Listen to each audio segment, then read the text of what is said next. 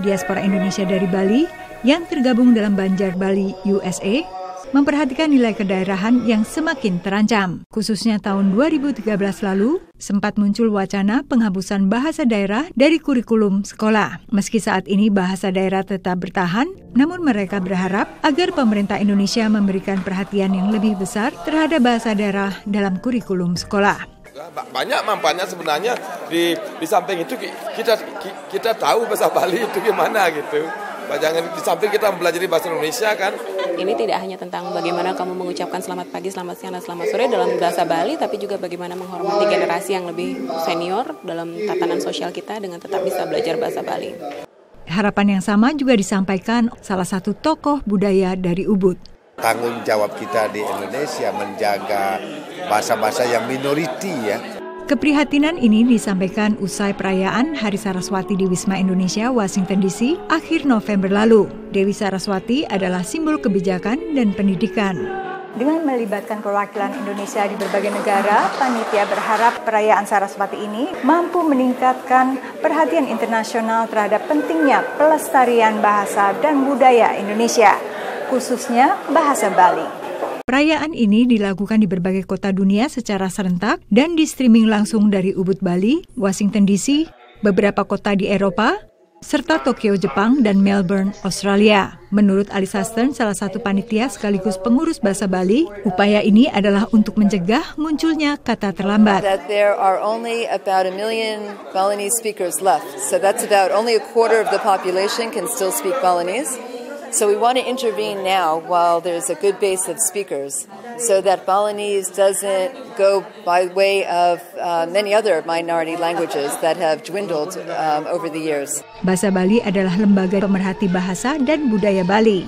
Diaspora Indonesia dari Pulau Dewata mengakui merasa beruntung karena banyak pihak asing yang mempunyai perhatian terhadap budaya mereka. Namun menurut mereka, untuk mempertahankan identitas dari bahasa dan budaya Bali bergantung sepenuhnya pada diri mereka sendiri.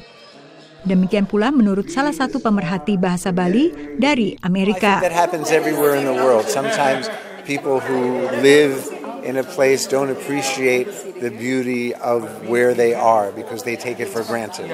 So Ron Jenskin juga berpendapat untuk mempertahankan bahasa dan budaya setempat perlu diterapkan di semua jenjang pendidikan.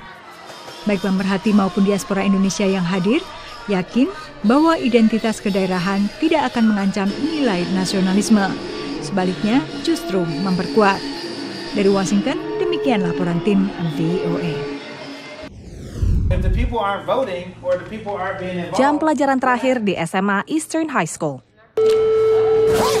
Seperti remaja lainnya, siswa kelas 3 ini punya segudang kegiatan ekskul. Tapi berbeda dengan teman-temannya, Riko memilih menjadi tutor menulis dan membaca untuk siswa kelas 2 dan 3 SD. Dan ia mendapat bayaran. Riko termasuk 6 lusin siswa SMA yang berpartisipasi dalam program yang dikelola Reach Incorporated, sebuah LSM yang bertujuan membangun keterampilan membaca sekaligus mencetak calon pemimpin. Uniknya, remaja yang dipilih menjadi tutor biasanya justru bermasalah di sekolah. We believe that giving teenagers real responsibility allows them to create change in their community and to actually better themselves. Sejak dimulai tahun 2010, program ini telah melibatkan lebih dari 500 siswa SD dan SMA. Kedua pihak sama-sama diuntungkan. How you spell ball? B-A-L-L. We actually have a test that tests their reading level at the beginning of the year, in the middle of the year, at the end of the year. And most of our tutors grow about 2 grade levels per year. I was definitely struggling at least like 3 or 4 classes. Kini bukan hanya nilainya yang membaik, tapi juga rasa percaya diri. I was kind of shy my first day here at Reach. I didn't really say much. I didn't say much for 2 weeks actually. I was like by myself in a corner. You know, everybody look at me. And I just like put my head up like this. What else could we find? Riko sekarang tahu caranya membuat muridnya tertarik belajar. You gotta have confidence. You have to have enthusiasm. You have to show grit. You gotta show toughness. And you have to show energy. Dan manfaatnya juga dirasakan oleh para guru. They get to see what it is to be with high school students and how the high school students interact with them. When the students give it to them, it's a little different because it's fun. The students are not as direct, you know, with them as if like their classroom teacher. So they get to do the same standards but in a different way. Which one you trying to find? Selama 4 tahun menjadi tutor, Rico mendapat 2 kali kenaikan upah. For me, it's not about the money. I'm definitely here just for the kids. You found train? Honest with you, I come here every single day working with the kids, making sure that they're happy. I just basically do my best is what I can do as a person. 85% siswa kelas 9 sekolah negeri di ibu kota tidak memenuhi batas standar membaca, sehingga program seperti ini diharapkan bisa menjadi solusi. Dari Washington DC, tim VOA.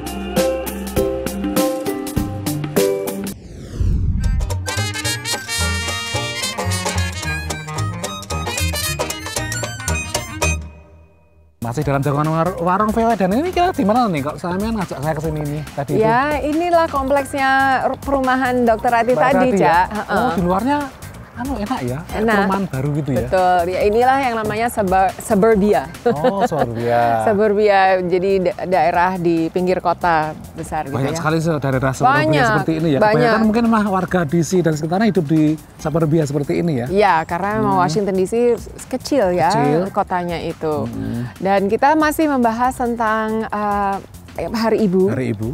Di Amerika. Tadi kita sudah mendengarkan ya bagaimana Dr. Ratih dan suami itu benar-benar harus terjun dan menangani sendiri segala macam kebutuhan anaknya ya. Dua-duanya karir kan? Iya. Meskipun punya orang yang bantu, tapi tidak seperti di Indonesia yang tinggal di rumah enggak. Betul. Jadi hanya memang berapa jam di situ. Betul. Selebihnya yang urusan mereka, ngurus anak, ya. kemudian juga menidurkan anak. Betul. Dan sebagainya. Emang di sini emang mungkin lebih berat tantangannya nih. Lebih berat karena harus meladeni sendiri ya, itu Cak, ya. Mandiri. Kalau di Indonesia kan gampang nyari, tidak harus kaya lah di Indonesia kan. Itu karena tidak terlalu membantu, di sini juga ada kelebihannya. Ya. Keuntungannya karena mungkin lebih bisa dekat dengan anak. Lebih tahu dekat persis dengan perkembangan anak dari kecil. Tahu persis apa kebutuhannya. Nah itu, Cak. Saking taunya, apa? Itu namanya unsur atau zat-zat yang masuk ke sebuah produk anak. Ini ada keluarga yang tahu bahwa anaknya tuh alergi segala macam, butuh produk untuk khusus. Kulit yang sensitif. Oh, saya sensitif ini. Ini makanya saya jaket ini sensitif kulit saya itu. Coba, aduh, terbakar. Nah itu mereka sampai membuat sendiri, Cak. Membuat sendiri untuk anaknya. Meramu sendiri, awalnya untuk anaknya, kemudian sekarang udah menjadi bisnis. Bisnis ibu itu? Bisnis ibu, bapak, anak juga ikut. Oh, jadi ini peran ibu itu bisa tiba-tiba karena kebutuhan anak ya, bisa menjadi pengusaha dia. Betul. Pengusaha apa itu, kayak ya home business ya. Itu kan, ada pelembab pelembab bibir, kemudian ada juga pelembab kulit. Nah, gitu. Saya pikir kalau namanya pelembab bibir itu nggak enak nih ya. Apa itu? Kok di sini aja yang ada ya? Dulu kok dilatih tak terus dewe. Di sini baru saya mengenal pelembab bibir itu. Dulu mungkin pakai jelantah kali aja ya. Ya kita lihat aja bagaimana ini satu keluarga sama-sama membangun bisnis yang tadinya berawal dari kebutuhan anak. Pasangan suami istri ini telah menemukan kunci sukses dari dapur yang sekaligus berfungsi sebagai kantor tempat mereka meramu berbagai produk. We produce everything for hair, face, and body. We have a full body care line. Sebelum meluncurkan Elson Oils tahun 2012, keduanya sudah lama membuat produk khusus untuk anak-anak mereka yang berkulit sensitif. We can't find anything works for their skin. We start looking up and researching, and we come up with the natural ingredient, which is coconut and avocado butter. Elsbeth dibesarkan di Ethiopia dan sering memakai bahan alami. If we don't trust to put it in your mouth, you're not supposed to use it for your skin. I like the vanilla lip balm. Dalam bisnis keluarga ini, anak-anak juga senang bisa ikut terlibat jika ada waktu. Mendistribusi produk jadi ke pasaran bukanlah hal mudah. Untung ada sejumlah toko setempat yang khusus menjual produk-produk lokal. Strategi bisnis mereka hanya dari mulut ke mulut. Our children go to the same school. Begitulah Shannon mengenal Elson Oils. Selama 2 tahun terakhir, Shannon semakin gemar menggunakan produk natural. I've been more conscious of what I buy, making sure that I purchase more natural products, especially in foods and most definitely with skincare. Elson Oils tersedia baik online maupun pada 19 toko di kawasan Washington, D.C. Keluarga ini bercita-cita ingin produk mereka tersedia pada toko-toko di berbagai penjuru Amerika. Dari Germantown, Maryland, tim VOA.